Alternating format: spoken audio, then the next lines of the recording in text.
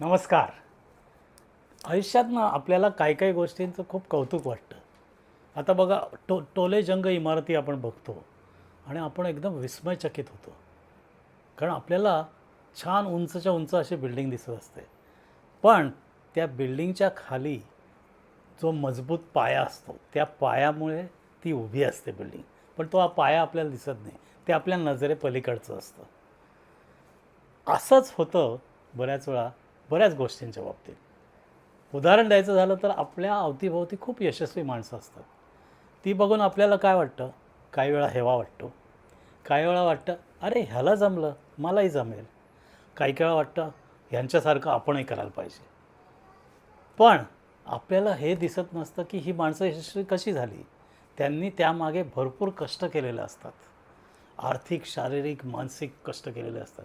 आपण म्हणतो ना, रात्रीचा दिवस केला, तसं केलेलं असतं.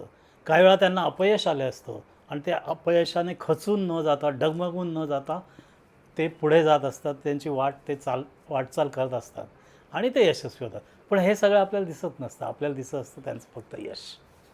तर मला तुम्हाला हे सांगायचं की आपल्याला जे दिसत नाही, ते तुम्ही बघण्याचा प्रयत्न करा आणि तेच तुमच्या आयुष्यात उपयोगी पडेल. जर तुम्ही एखादं नवीन नोकरी सुरू करत असाल किंवा नवीन प्रकल्प सुरू करत असाल किंवा नवीन बिझनेस सुरू करत असाल, तर तुम्ही स्वतःला प्रश्न विचारायला पाहिजे, की माझा पाया तयार आहे का? मी ह्या गोष्टीसाठी तयार आहे का? माझी सगळी तयारी झाली आहे का?